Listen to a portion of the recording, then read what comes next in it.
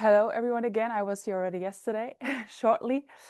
Yeah, I'm Janina Jasper, and I'm a PhD fellow. I just started my PhD kind of half a year ago, so still fresh. And also, I was kind of impressed by the keynote we had on flexibility. So yeah, it's low key here. It was very interesting, inspiring presentation already. But yeah, I'll also talk about energy flexibility, which is my topic. I have a focus on just energy systems. And for this conference here, I've been focusing more on the governance of energy flexibility, as for me also an introduction to the topic for resilient systems in a way. And then I've been considering different case studies, which is the Netherlands standing for Europe, then Japan based on my background, and also New Zealand based on some background I have. So I'll be talking a little bit about this. And it's a working, a paper work in progress. So I'm very open for any comments, and there is not defined results yet. So quite interesting. On the way to Dunedin, I passed bright optimistic image, as you can see here, declining that energy is happiness, which I found interesting. I was just entering the plane from Auckland. That was on energy. So yeah, it shapes our expectations of energy transition long before there's any questions maybe on governance or participation or flexibility. So there's always some influence and impact. I found that quite interesting, so I immediately had to take a picture.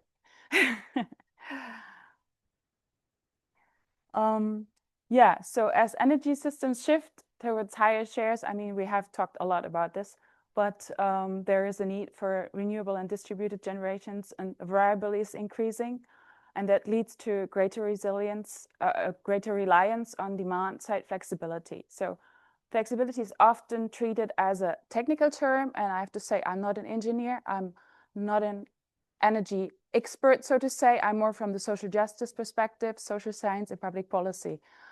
So not the technical expert here. But I found the topic very interesting, so I'm kind of growing into it. And yeah, flexibility is often treated as a technical term, so it's optimized and traded, but in practice, governments, through policy, regulations, and institutional arrangement, determines who can actually participate and who can benefit and how the risks are managed and or shifted. And this leads then to a core research gap, which I have found addressing, which is, while we have sophisticated technical models of flexibility, we know far less about how national institutional context shape flexibility in the practice. So that's what I'm focusing on. And my aim is to understand how institutional contexts shape flexibility governance in Japan, Netherlands, and New Zealand. So at the end, I will see if I maybe just focus on two, but this is what I'm kind of looking now to find the direction. And my questions are, how is flexibility framed, valued, and governed across contexts?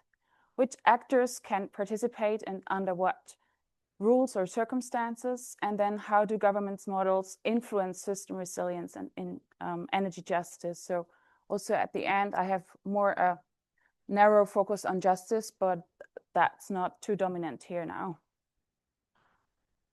So my method so far, because it's overall, it's an ethnographic study, kind of supposed to be given by the framework from the funding organization, which is the EU. But I'm also, of course, looking at the policy documents. So that's what I've been doing so far, literature, of course, and different documents, but also already kind of started to talk to stakeholders during visiting some conferences called, so to say, event ethnography in that sense. So it's a very different approach to what we've heard maybe in the, a lot of previous presentations. I'm very much aware of this. But it's also very, it's increasingly that social science and public policy is also being applied on energy systems. So this lies for me the foundation on a multi-sided ethnography. So I'm rather trying to avoid the term comparing. It's more about a mutual learning process between different cases that I'm aiming for, because it's hard to compare since all the countries have a very characteristical contextual background. And this is kind of the frame of the ethnography that I'll be doing later on if I do interviews and observations in the field. Officially looking at the households, communities, and institutional analysis is something that I already started doing now online, but I'll also have some interviews there. And yeah, so these are emerging insights, so to say, that have just giving me early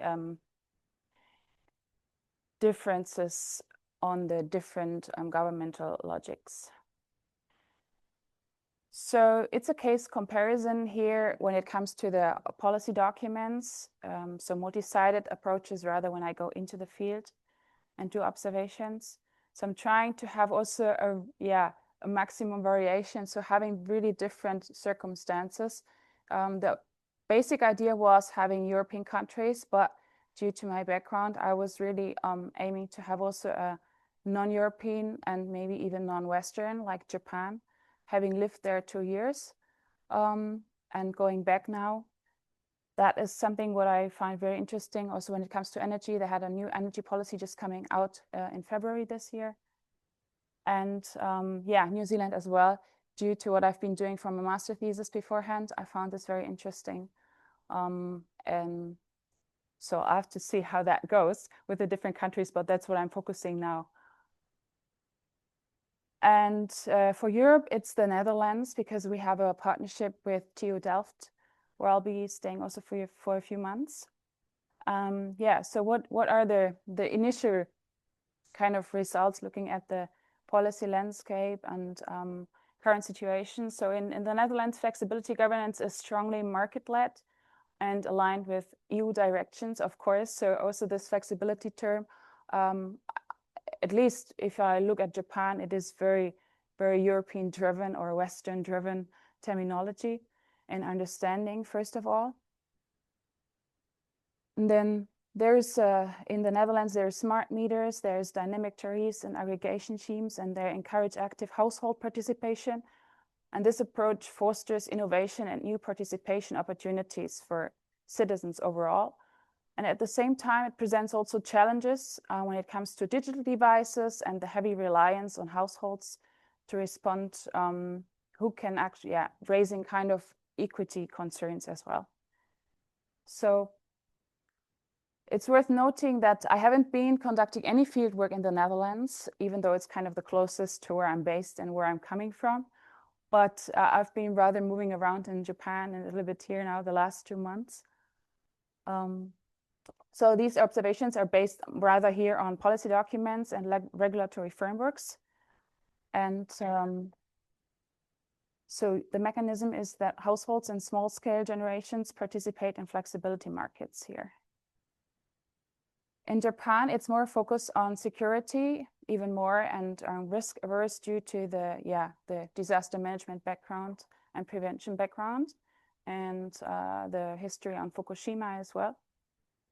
So flexibility here is framed within a risk-averse and security-first governance logic. And then there is more that utilities primarily manage the flexibility. So it's rather not flexibility used in the policy, but demand management or something like this. So it's more a global overall terminology, but it does happen. So I included this year, I believe. Oh yeah, it's going to come. So I've had a situation as well with some people talking while I was in Japan the last 3 weeks. Like, what do you mean energy flexibility? Like just basic citizens. And then we came up, I was like, oh yeah, I actually bought a solar panel recently, but it's more for emergencies. Yes, of course, but that's the approach of flexibility in Japan. So it's more also oriented towards emergency situations for a long time already, and not kind of, the flexibility terminology is not used directly for this. Yeah, that's what I find very interesting, to really look how different terminologies are being used for similar, in a way, similar purposes then at the end. So also here, institutional landscape includes for me the policy actors. I have specific NGOs already that I want to approach, like ESEP and the Renewable Energy Institute and Friends of Earth. So I'll be having interviews with them to see how also they, as institutions, frame and shape flexibility and how it's being understood in Japan. And yeah, so I have also a street example here that was recently just taking a picture while I was just strolling around in Tokyo and passing by something that is called natural energy advance. So you see solar panels are big in Japan. You can see them everywhere, also in the city being promoted. That's also a picture I just took while I was on a train ride. It's easy, I guess, for everyone to get that kind of picture in Japan when you travel. So yeah, there's a clear focus, even though there's other energy sources or a reactivation of nuclear energy being planned. But so that's kind of the focus there in Japan. And then when it comes to New Zealand, yeah, you know much more than me, but I kind of encountered, so it's more framed around resilience, as we've also focused here on the conference. And I also found it very interesting. So it's in October when I was here before Japan for a few weeks and the conference in Christchurch that I encountered as well the weather and the island being cut off, or the roads being cut off between east and west. So I saw the newspapers writing about it and took some pictures. That's something I have to do in a way as an ethnographer when I go into the field as well, take all the different kind of information that come my way, which is related to any kind of energy flexibility. Yeah, and I could also do already some field observations during the conference, talking to conference participants, but also talking to people actually just passing by the conference venue in Christchurch. I wasn't even talking to them, just talked to me about how proud they are. They've been purchasing solar panels and this and that as they could see the topic of the conference, what was happening. So it was kind of interesting just to get, that is not like the research result, but it's insights I already received through individuals talking to.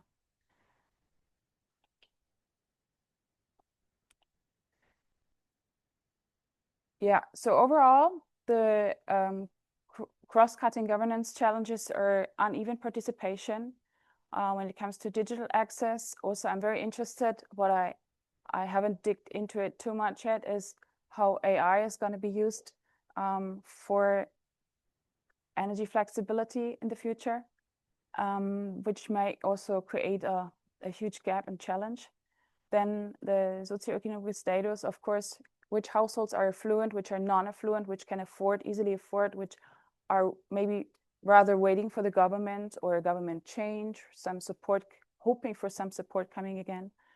Then the efficiency versus equity tension is there when it comes to market rewards and those who can respond. And then it's kind of also a fragmented responsibility, that there is no single actor that owns the flexibility. So it's very complex in a way as well.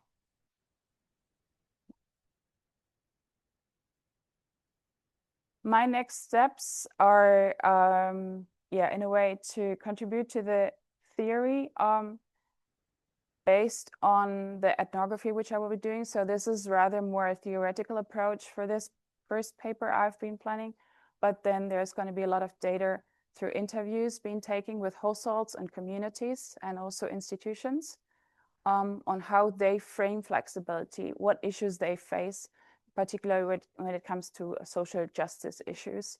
And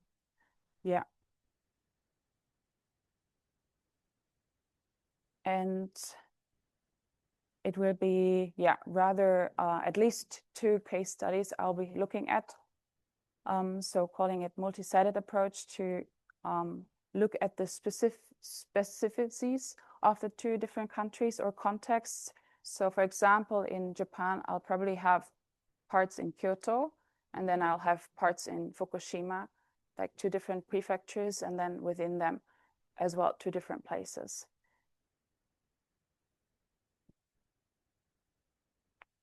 Yeah, and the big question I had, so because I first decided to have, or it's kind of given to have a European country and then Japan, and I was like, oh, it's so interesting actually also talking to people during the conference in Christchurch, to have New Zealand as well, based on a lot of things that have been also happening, or I've heard initiatives coming up here around Dunedin or Southern Ireland. So I'd be, yeah, just interested in your opinions or comments, but it could also be after lunch or something. Yeah, that's the campus in Stavanger.